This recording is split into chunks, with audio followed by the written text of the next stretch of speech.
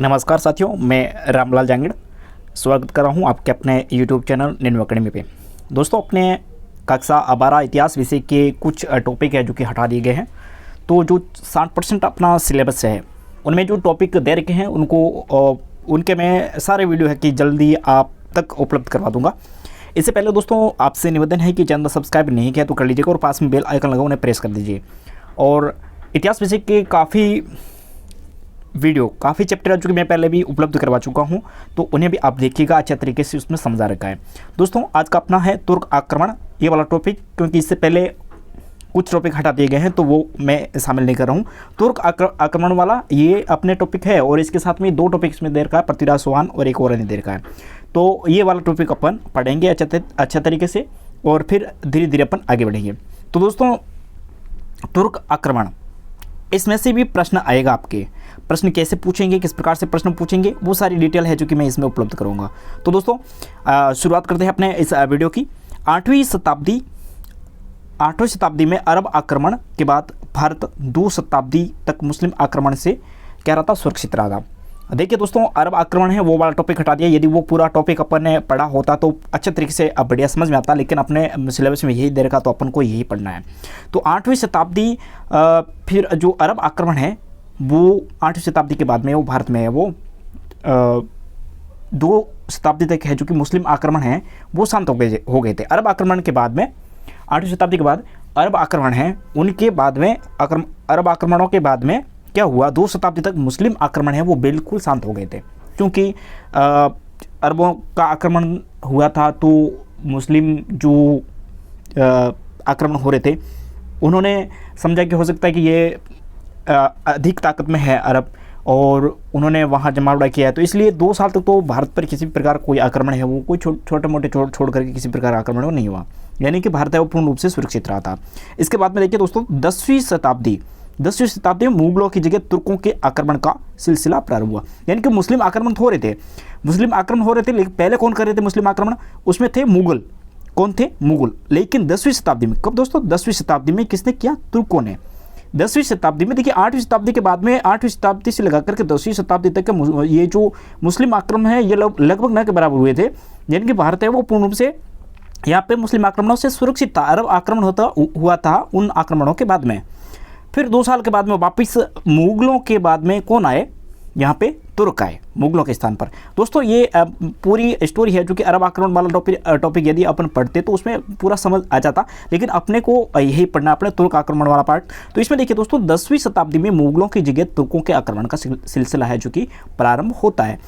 और फिर भारत पर आक्रमण करने वाला प्रथम तुर्क, देखिए ये प्रश्न पूछा जाएगा और ये भी प्रश्न पूछा जाएगा, यानी कि जो मुगलों के बाद में कौन सी मुस्लिम जाति आई थी या फिर कौन आए थे मुगलों के बाद में, तो तुर्क आए थे और तुर्कों ने भारत पर आक्रमण किया। और जो प्रथम तुर्क कौन था, तो वो प्रथम तुर्क था गजनी का सुबुक्तगिन था। नाम क्या था? सुबुक्तगिन। ये 977 ईस्वी से लगाकर 997 ईस्वी तक रहा और 97 में इसकी मृत्यु हो गई। अब देखिए, प्रश्न ये भी पूछा जाता है दोस्तों कि सुबुक्तगिन के समय भारत में कौन राजा था, तो भारत में देखिए जयपाल राजा था, जो उत्तरी भारत में उस समय कौन था, राजा जयपाल। अब इनके बीच में क्या होता है, युद्ध होता है, कैसे क्या है वो आगे बढ़ते हैं अपन दोस्तों। इसमें देखिए जो सुबुक्तगिन ने क्या किया, धोखे से, षड्यंत्र से क्या किया, इस जयपाल राजा को हरा दिया और सुबुक्तगिन ने है जो कि विजय प्राप्त की। और जैसे ही इन्होंने विजय प्राप्त की तो इन्होंने लम्बघान वो पेशावर वाला क्षेत्र है जो कि इन्होंने विजिट कर लिया। अब कुछ विद्यार्थी ये कहेंगे कि पेशावर तो पाकिस्तान में, दोस्तों ये उस समय पाकिस्तान में नहीं था। पाकिस्तान में तो अपने भारत स्वतंत्र हुआ, देश का विभाजन हुआ भारत का, उस समय पाकिस्तान बना, उस समय ये अपने भारत में ही था। लम्बघान और पेशावर ये भारत में ही था। तो जो लम्बघान और पेशावर वाला क्षेत्र है जो कि किसने जीत लिया, इसने सुबुक्तगिन ने जीत लिया। उसके बाद में 997 ईस्वी में सुबुक्तगिन की क्या हो जाती है, मृत्यु हो जाती है। कब होती है? 997 ईस्वी में। उसके बाद में इस्माइल और महमूद, ये महमूद जो कि गजनी के नाम से जाना जाता है, ये शासक बनते हैं। और फिर इनकी स्टोरी भारत से संबंधित कौन कौन है, भारत में किसने आक्रमण किए, तो उनको पढ़ेंगे। तो इसमें देखिए दोस्तों, महमूद गजनवी है, ये जो महमूद गजनवी के नाम से जाना जाता है तो महमूद गजनवी कहते हैं अपन। तो महमूद गजनवी है वो भारत पर 17 बार आक्रमण करता है। कितने बार करता है? 17 बार आक्रमण करता है महमूद गजनवी। ये दोस्तों 17 बार आक्रमण करता है उसमें से एक आक्रमण महत्वपूर्ण रहता है जो 1025 ईस्वी में 16वां आक्रमण था। वो था सोमनाथ मंदिर, जो कि आपको पता ही होगा गुजरात में है। और इस सोमनाथ मंदिर में भयंकर लूटपाट की इस महमूद गजनवी ने, और एक बहुत सारे लोगों को मौत के घाट इसने उतार दिया था। और सबसे कुख्यात ये माना जाता है जो 16वां आक्रमण था किसका, गजनवी का, भारत पर। तो इसमें देखिए मोहम्मद के आक्रमण की खबर सुनकर के राजा भीमदेव प्रथम, यहाँ उस समय गुजरात में राजा भीमदेव प्रथम थे, तो वो यहाँ से भाग गया। लेकिन जनता और पुजारी डटे थे कि हमारे साथ में भगवान सोमनाथ है जो कि हमारे साथ में है, हमारी रक्षा करेंगे।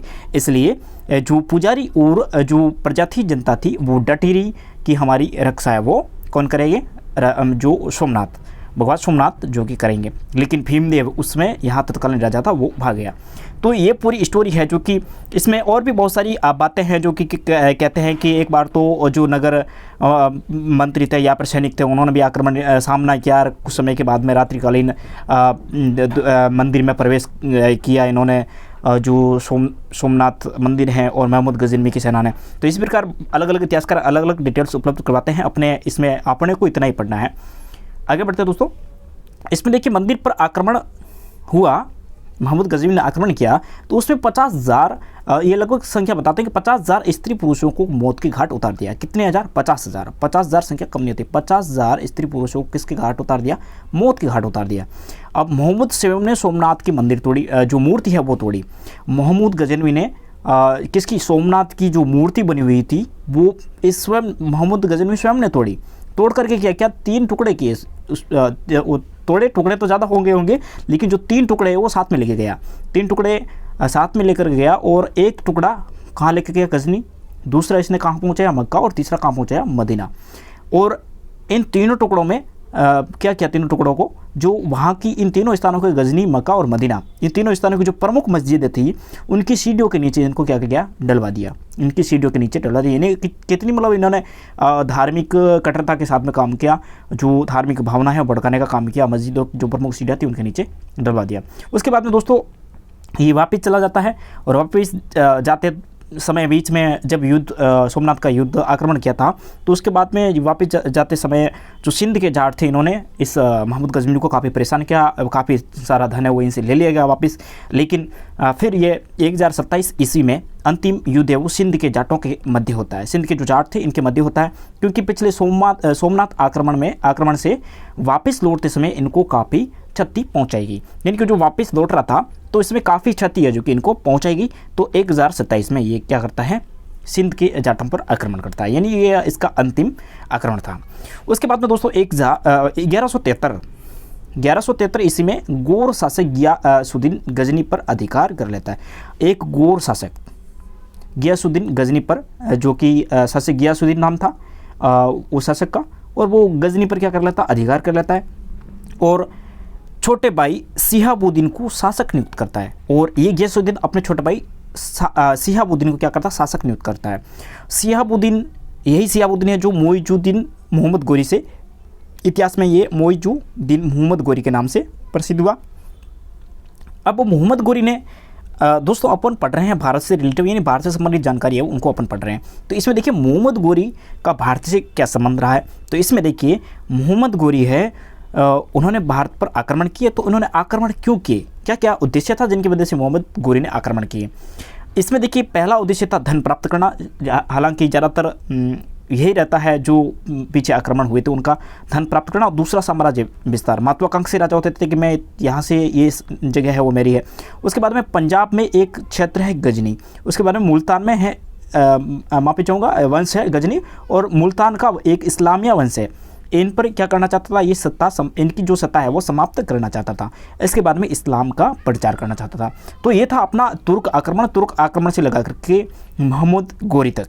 मोहम्मद गोरी के बाद में अपन आगे अगला पार्ट पढ़ेंगे, पृथ्वीराज चौहान और पृथ्वीराज चौहान मोहम्मद गोरी के आक्रमण, और मोहम्मद गोरी आक्रमण पृथ्वीराज चौहान के साथ में या अन्य राजाओं के साथ में, समकालीन राजाओं के साथ में किस प्रकार से थे, कैसे संबंध थे, क्या क्या हुआ, किस प्रकार से लड़ाइयाँ हुई, कितनी जनहानि हुई, कितनी धनहानि हुई, उन सारी डिटेल्स को अपन अगले वीडियो में पढ़ेंगे।